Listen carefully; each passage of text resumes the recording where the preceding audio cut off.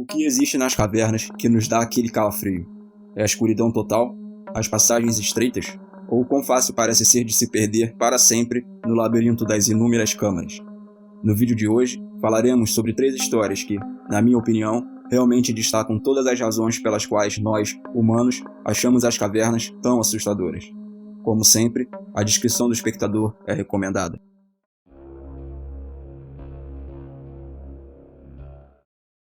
A 16 km ao sul de Bloomington, Indiana, está a 4ª maior caverna do estado, chamada Sullivan Cave. Com um comprimento total mapeado de quase 16 km, a caverna pertence e é administrada pela Cast Conservancy. E não é uma caverna turística comum, apesar de seu tamanho intrigante. Os grupos que desejam explorá-lo devem se inscrever para ter permissão de entrar e precisam contar com espeleólogos experientes ou avançados, devido ao seu alto grau de dificuldade. Devido ao seu tamanho também, os túneis não são iluminados naturalmente, e você deve ter todo o equipamento adequado, como lanternas e vestimentas, para explorar com segurança. Acredita-se que a caverna Sullivan é conhecida desde pelo menos o ano de 1800, devido a marcas e vestígios que foram encontrados em uma sala conhecida como Backbreaker. Essa sala é essencialmente apenas um túnel estreito, e tão baixo que você, para atravessá-lo, tem que rastejar através dele. Mas, apesar das passagens estreitas, esta caverna é realmente enorme. A maior sala da caverna é conhecida como Sala do Colosso, e esta enorme câmara tem 36,5 metros de altura e 61 metros de comprimento. Porém, em 1962, depois que uma boa área da caverna já havia sido mapeada, outros 610 metros de novas passagens foram descobertos em uma única expedição. Então, 4 meses depois, mais 2.438 metros foram descobertos, junto com 8 grandes novas câmaras. Infelizmente, ao longo dos anos, o vandalismo se tornou um problema. Então, no ano de 1990, um grande portão foi colocado na entrada da caverna. A partir de então, qualquer grupo aceito para explorar a caverna tinha que destrancar uma das portas no caminho e trancar a porta atrás deles, para garantir que ninguém mais pudesse entrar. Em 2017, Lucas, de 19 anos, ingressou no clube de espeleologia da Universidade de Indiana, porque achou que parecia uma maneira divertida de conhecer novas pessoas. Então, em setembro, o clube organizou uma visita à caverna Sullivan, que, apesar da dificuldade, era considerada boa para iniciantes, desde que tivessem um guia experiente junto. No dia 17, Lucas e outros 11 membros do clube, incluindo um membro da equipe, dirigiram-se ao estacionamento da caverna. Antes de saírem, Lucas tirou seu paletó e saiu do carro. Então, ele pegou uma bolsa com água e alguns lanches, e todos se dirigiram para a entrada. Eles chegaram ao portão por volta das 10h30 da manhã. Então, o funcionário destrancou o portão e todos os 12 membros entraram na caverna. A primeira coisa que fizeram foi dividir-se em 2 grupos, e depois partiram para uma exploração de quase 3 horas na extensão de túneis e câmaras. Na volta, quando chegaram à seção Backbreaker, Lucas não estava se divertindo em seu grupo. Então, em vez de permanecer junto, ele decidiu apressar o passo, na tentativa de alcançar o outro grupo, que agora estava avançando mais à frente de seu grupo que vinha atrás. Enquanto ele se movia rapidamente pelos túneis, ele confundiu uma abertura estreita que levava à saída, e acidentalmente se dirigiu para uma seção diferente. Ao perceber que cometeu um erro, decidiu esperar onde estava para não se perder ainda mais. Porém, depois de esperar cerca de meia hora, ninguém veio buscá-lo e ele não ouvia ninguém chamando seu nome. Com isso, ficando impaciente, ele procurou um pouco mais, até que encontrou algumas marcas no ar que pareciam apontar na direção da saída. Ele seguiu até que finalmente viu uma luz ao longe, que para sua sorte era a saída da caverna. Mas quando se aproximou, ele não viu mais ninguém. Então, Lucas resolveu sair e aguardar o restante do grupo no estacionamento ouvindo música no carro. Porém, quando chegou no portão, percebeu que o portão estava trancado. E não só estava trancado, como quando ele gritou pelos outros, ninguém apareceu para destrancá-lo. O que ele não sabia é que ele esperou por tempo demais, e todos do grupo já tinham ido embora. Pior ainda, nem perceberam que ele havia permanecido dentro da caverna. Agora, por volta das 15 horas da tarde, Lucas não estava tão preocupado, porque alguém logo iria perceber que ele não tinha ido embora, e assim que percebessem, viriam buscá-lo. Ele rapidamente fez um inventário de suas coisas, que eram apenas 2 barras de cereais, 2 garrafas de água já vazias e seu celular. Seguindo a lógica, a primeira coisa que fez foi pegar o celular, porém, infelizmente, ele logo viu que seu telefone não achava sinal, mas podia ouvir sons de carros passando por uma estrada próxima. Sem outra opção, Lucas começou a gritar por socorro, mas ninguém podia ouvi-lo. Ele persiste e segue gritando por ajuda por cerca de 6 horas, e conforme o dia passava e ficava cada vez mais escuro, ele finalmente se deu conta de que o grupo não devia ter percebido a sua ausência. Isso enviou uma onda de pânico correndo por seu corpo, Se eles não sabiam que ele estava preso ali, então quanto tempo levaria até que alguém retornasse à caverna? À medida que a noite avançava, os morcegos começavam a voar pela saída da caverna. E sabendo que eles poderiam transmitir o vírus da raiva, Lucas foi mais para o fundo da caverna para encontrar algum lugar para esperar durante a noite. Eventualmente, ele conseguiu adormecer, onde passaria uma longa noite fria e escura. No segundo dia, Lucas foi até a entrada mais uma vez e esperou por socorro desesperadamente, esperando ver alguém. A essa altura, ele já estava começando a ficar com fome e com muita sede. Ele havia comido suas 2 barras de cereal e já estava sem água desde o primeiro dia. Tragicamente, para passar o tempo, ele decide escrever cartas de despedida para sua família, caso não fosse encontrado até que fosse tarde demais. Então, na noite do segundo dia, a bateria do telefone também acabou. Na caverna úmida e fria, ele caminhou para se manter aquecido e, à medida que a sua sede piorava, ele precisou lamber as paredes da caverna em busca de qualquer umidade que pudesse encontrar, até que, finalmente, ele foi dormir novamente durante uma segunda noite brutal. Quando ele acordou no terceiro dia, agora com mais de 48 horas em sua provação, ele estava com uma sede desesperada e podia sentir-se ficando cada vez mais fraco.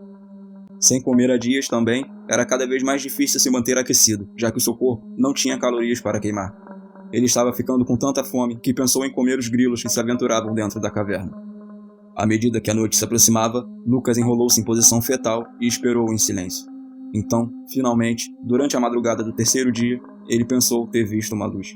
Inicialmente, imaginando se estava sonhando ou alucinando, ele não quis ter muita esperança, mas decidiu ir olhar mais de perto. Após alguns metros, ainda havia a luz. Então, ele correu até o portão e gritou por ajuda. Lucas podia ver o líder de um dos grupos de espeleologia caminhar rapidamente em sua direção com as chaves na mão. Esta também era a pessoa que o havia trancado lá há 3 dias. Depois de destrancar o portão, o líder, que também era paramédico, fez um rápido exame médico em Lucas e constatou que ele estava surpreendentemente bem para alguém que passou as últimas 60 horas trancado em uma caverna. Os socorristas, então, perguntaram se Lucas queria ir para o hospital, mas ele respondeu que só queria voltar para casa. Em um movimento elegante, Lucas, antes de voltar, recolheu todo o lixo que havia deixado e também mostrou aos socorristas que seu estado mental ainda estava intacto. Caso contrário, eles teriam insistido em levá-lo para o hospital. Uma investigação posterior sobre os eventos desvendou que, apesar da contagem de membros na pré-entrada e um sistema de amigos, Lucas foi perdido ao sair sozinho da caverna sem avisar a ninguém. Como as pessoas do clube ainda não estavam familiarizadas umas com as outras, ninguém notou que ele estava desaparecido. Foi só no terceiro dia, em que suas roupas foram encontradas dentro de seu veículo, que eles perceberam que alguém estava faltando. Lucas, novamente em um ato de classe, diria mais tarde que na verdade se sentia mal pela pessoa que o trancou acidentalmente lá dentro. Claramente, tinha sido apenas um acidente, mesmo sendo um que poderia ter acabado muito pior. Exploradas pela primeira vez em 1941 pela caverna Bob Liske, a Mossdale Caverns estão localizadas no Parque Nacional Yorkshire Dales, na Inglaterra. Esse sistema de cavernas de calcário contém mais de 10 km de túneis e passagens subterrâneas, e uma viagem de ida e volta por todo o sistema pode levar entre 8 e 10 horas. Essa caverna também tem uma reputação assustadora na comunidade de espeleologia, porque existem incontáveis passagens que são tão estreitas que para atravessar é preciso rastejar, além de outras onde você atravessa com água até a altura do pescoço. Por causa disso, tem uma classificação oficial do Reino Unido de 5 na escala de dificuldade de cavernas, que é a classificação mais alta que uma caverna pode receber. Ela também possui um rio que a atravessa, chamado Mossdale Beck, que deságua na entrada da caverna e depois simplesmente desaparece ao longo dela. Usando corante para marcar a água, os cientistas descobriram que a água ressurge 4 km de distância, mas a rota de conexão real nunca foi descoberta. Essa conexão é considerada um dos maiores mistérios da comunidade espeleológica. Em 24 de junho de 1967, um grupo de 10 pessoas entrou nas cavernas de Mossdale com a esperança de concluir as escavações da caverna para tentar encontrar a lendária conexão entre a entrada da caverna e onde ela emergiu na abertura conhecido como Black Cave. E, embora a caverna tivesse sido mapeada extensivamente naquele ponto, ainda havia várias áreas que pareciam ser as mais prováveis de manter a extensão indescritível que os espeleólogos estavam procurando. Em particular, seu objetivo era alcançar uma área conhecida como Stream End, para explodir alguns dos pedregulhos que bloqueavam áreas potencialmente inexploradas. Por volta das 2 horas, o grupo entrou na caverna e se dividiu em 2 grupos. O primeiro grupo era composto por 6 espeleólogos muito experientes, que também trouxeram equipamentos para sua longa jornada até o Stream End. E então, O grupo 2 era de 4 espeleólogos menos experientes, que estavam apenas fazendo uma viagem turística até uma área conhecida como Câmara Bruta. Apesar das chuvas na área, nos dias anteriores, a quantidade de água que flui para as cavernas estava bem abaixo do normal, o que era perfeito para a viagem. A previsão para o dia era de sol, com possibilidade de pancadas de chuva à noite, mas nada que preocupasse o grupo. Por volta das 17 horas, depois de explorar as cavernas irregulares, o grupo de 4 voltou à superfície para um céu nublado e um pouco de chuva leve. Eles então deixaram a caverna e voltaram para a área onde estavam instalados para comer e se trocar. Por volta das 19h30, um desses membros voltou à entrada da caverna para descobrir que, apesar da chuva, o nível da água parecia inalterado. Com essa garantia, ele mais uma vez voltou para o lugar onde eles passariam a noite. Sob a superfície, os homens passaram por várias sessões mais fáceis antes de chegar ao seu primeiro desafio real, conhecido como Far Marathon. Agora, com base em todo o conteúdo de espeleologia que cobri, Far Marathon parece ser uma das sessões mais desafiadoras mentalmente de qualquer caverna, porque é um túnel de 274 metros de comprimento e apenas 30 centímetros de altura por 60 centímetros de largura. Além de ter que rastejar pela passagem por muito tempo naquelas condições claustrofóbicas, as cavernas de Mossdale têm água fluindo através delas em diferentes velocidades, nas várias seções da caverna. Esta passagem tem água fluindo pelo fundo, então, além de rastejar de barriga para baixo, eles estariam literalmente se puxando através da água o tempo todo. Mas esses homens eram espeleólogos, era para isso que eles viviam, então essa provação os levaria ao seu destino, e eles seguiram em frente. Até que, mais ou menos no meio da Far Marathon, os homens começaram a ouvir um som fraco à distância. Provavelmente, sem pensar muito nisso, os homens teriam rastejado adiante. A passagem estreita significava que eles eram forçados a avançar em uma única direção, mesmo que quisessem se virar e olhar para trás. Então, eles devem ter notado que a água sob seus estômagos estava se movendo mais rápido, e à medida que aumentava a correnteza, o som também ficava mais forte. Mossdale Caverns também é temida na comunidade de espeleologia, porque tem tendência a inundações relâmpago. De volta à superfície, a chuva leve se transformou em uma chuva torrencial. Em apenas algumas horas, mais de 100 milímetros de chuva caíram.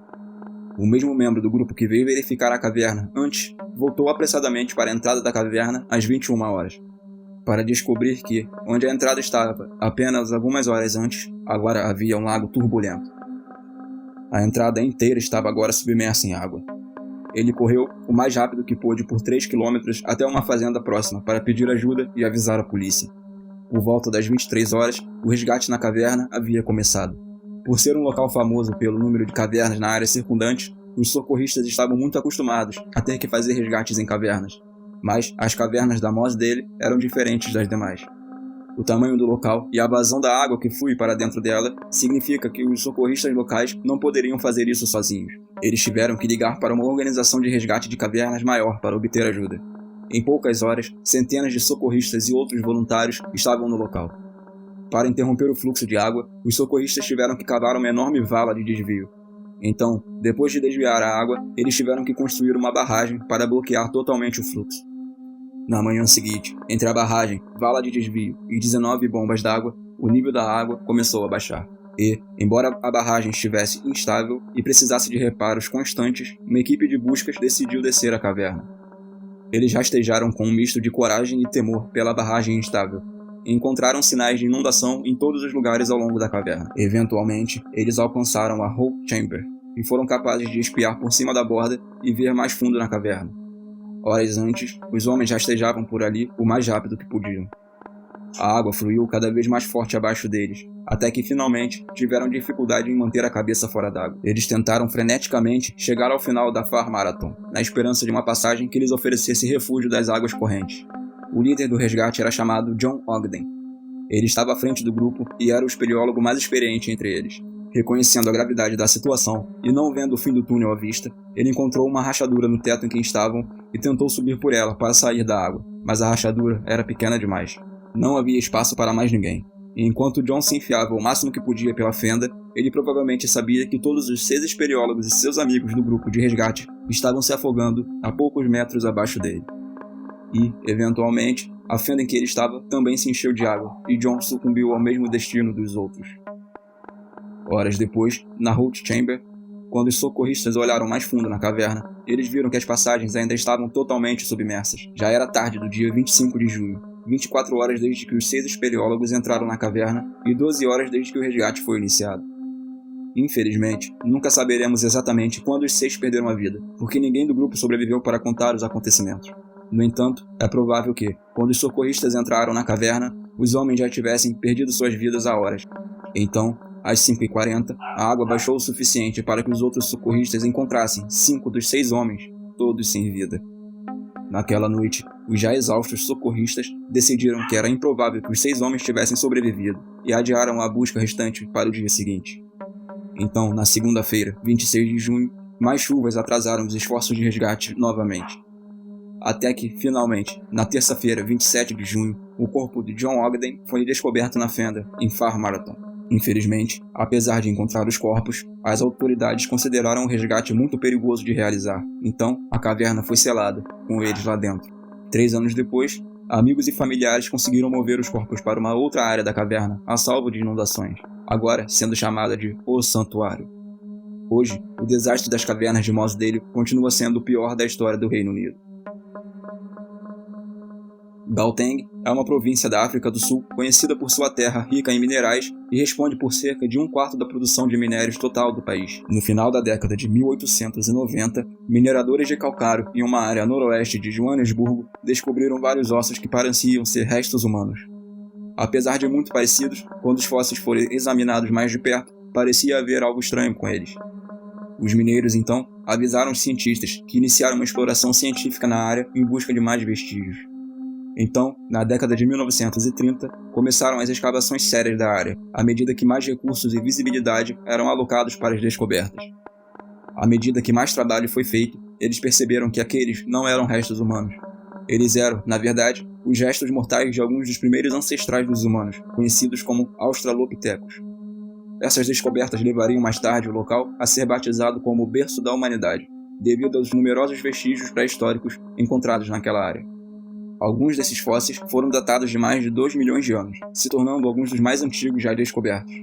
Parte da razão pela qual tantos fósseis foram encontrados naquela área é por causa das cavernas daquela área que serviram de abrigo.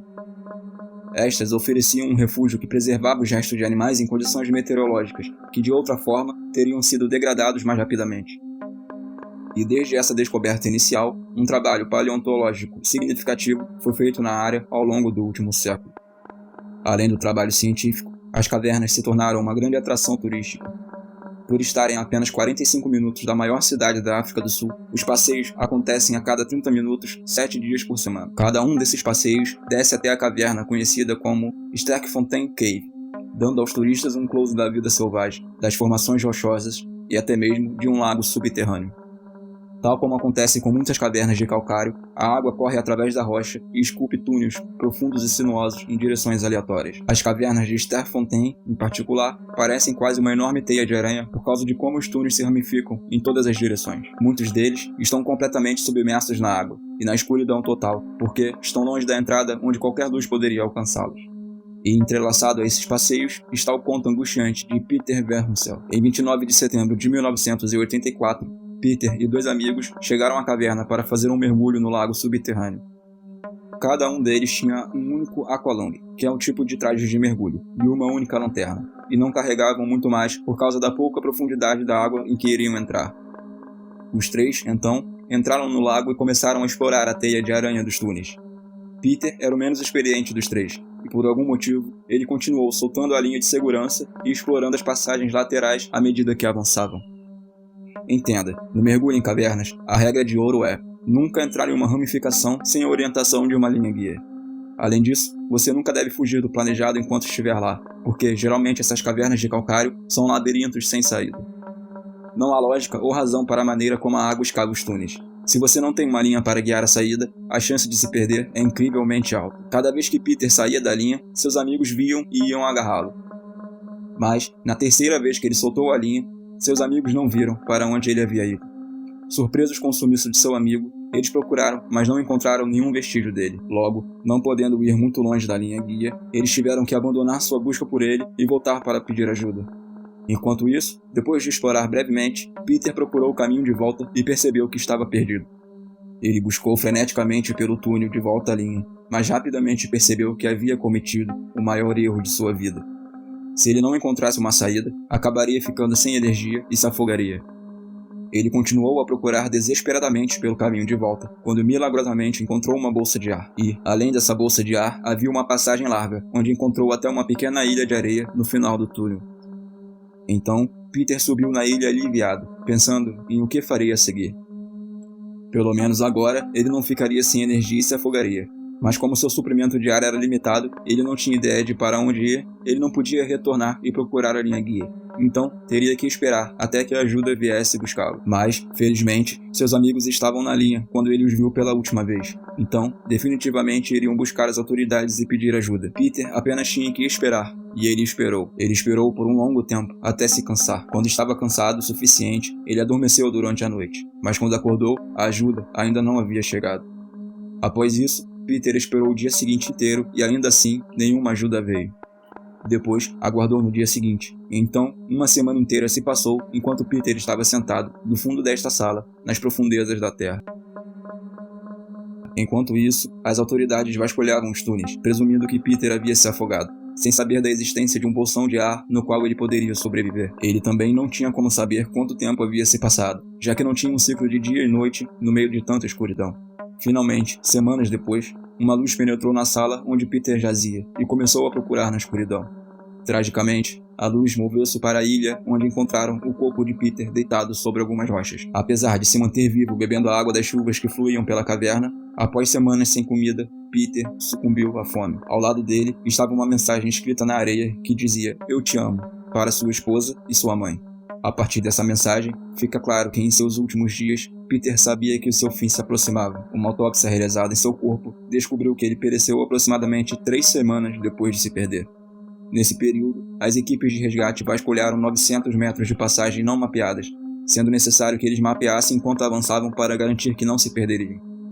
Depois de não encontrar nada por semanas, a busca foi essencialmente cancelada quando descobriram uma pequena entrada perto da seção principal da caverna. Nesta nova entrada, havia uma outra série de passagens, onde eles encontraram algumas pegadas, imaginando poder ser de Peter durante a sua possível saída da caverna. Mas nenhum sinal dele foi encontrado por sua família, nem em hospitais, nem em lugar nenhum. Então, 6 semanas depois do dia em que Peter desapareceu, seu corpo foi encontrado.